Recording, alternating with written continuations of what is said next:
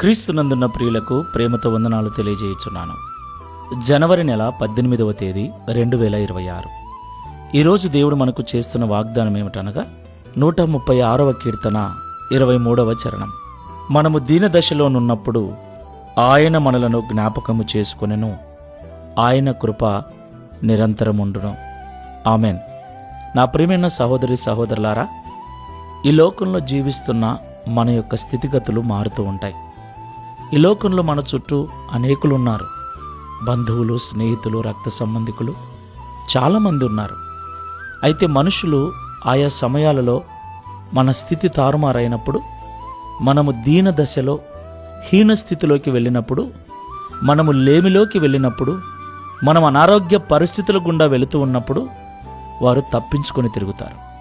వారు మనల్ని విడిచి దూరంగా వెళ్ళిపోతారు. మనల్ని ఒంటరి వారిని చేస్తారు. అవును ప్రియులారా, ఈ లోకంలో ఏ మనుష్యుడు నమ్మదగినవాడు కాదు. ఎట్టివాడైనను శాశ్వత కాలం మనతో నిలిచాడు. అయితే మనం ఆరాధిస్తున్న దేవుడు, ఆయన మన మీద చూపించే కృప నిరంతరము మనకు తోడుగా ఉంటుంది. దేవునికి మహిమ కలుగును గాక. అవును ప్రియులారా, మనము చెడిపోతుంటే మన స్నేహితులే మనకు దూరంగా వెళ్ళిపోతారు. అయితే ఆ చెడులో నుండి విడిపించడానికి దేవుని కృప అప్పుడూ మనకు తోడుగానే ఉంటుంది. మనం పరిశుద్ధతలో ఉన్నప్పుడు మనల్ని ఆశీర్వదించటానికి దేవుని కృప తోడుగా ఉంటుంది. మనం బాధల్లో ఉన్నప్పుడు మనల్ని ఓదార్చటానికి, ఆదరించటానికి దేవుని కృప నిరంతరం మనకు తోడుగా ఉంటుంది. అలాంటి నిరంతరము తోడుగా ఉండే దేవుని కృప మనకు తోడుగా ఉందన్న సత్యాన్ని మనం ఎన్నడూ మర్చిపోకూడదు. ఎవరు గుర్తించకపోయినా నీ ప్రతి పరిస్థితిని, ప్రతి స్థితిని ఆయన గమనిస్తూ ఉన్నాడు. ఆయన జ్ఞాపకం చేసుకొని తన కృప ద్వారా సరిచేసే దేవుడై ఉన్నాడు. ప్రార్థన చేసుకుందాం. ప్రేమ కలిగిన తండ్రి, పరిశుద్ధుడా, మీకు స్తోత్రములు చెల్లిస్తున్నాం.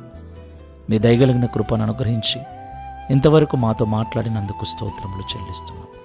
నిజమే తండ్రి, ఈ లోకంలో నా అనుకున్న వారే కొన్నిసార్లు మమ్మల్ని అపార్థం చేసుకుంటారు. మా స్థితి హీనమైపోయినప్పుడు, మేము అనారోగ్య పరిస్థితుల గుండా వెళుతున్నప్పుడు వారు మమ్మల్ని విడిచి దూరంగా వెళ్ళిపోతున్నారు. మమ్మల్ని ఒంటరి వారిని చేస్తూ ఉన్నారు. వారు దూరంగా వెళ్ళిపోయిన దాన్ని బట్టి, వారు మాకు సహాయంగా లేరే అనే దాన్ని బట్టి కృంగిపోతున్నాం, విలపిస్తున్నాం. అయితే స్థితి ఏదైనా విడువని నీ కృప నిరంతరం మాకు తోడుగా ఉందని మాతో సూటిగా మాట్లాడి ధైర్యపరిచినందుకు స్తోత్రాలు. ఈ ప్రార్థనలో ఏకీవిస్తున్న మేమందరం కూడా ఈ మాటల ద్వారా ఊరట నొంది, ఎవరు ఉన్నా లేకపోయినా, పర్వతములు తొలగిపోయినా, మెట్టలు తత్తరిల్లినా, విడిచిపోని శాశ్వతమైన మీ కృప మాకు తోడుగా ఉందని నమ్మి విశ్వసించి ధైర్యముగా ప్రార్థనాపూర్వకంగా ఈ విశ్వాసపు యాత్రలో ముందుకు వెళ్ళటకు సహాయం చేయమని, తద్వారా దావీదు వలె మేమును సాక్ష్యమిచ్చున్నట్లుగా ఈ దిన వాగ్దానం మా అందరి జీవితంలో నెరవేర్చమని యేసు నామములో ప్రార్థిస్తున్నాము తండ్రి. Amen. Praise the Lord. God bless you.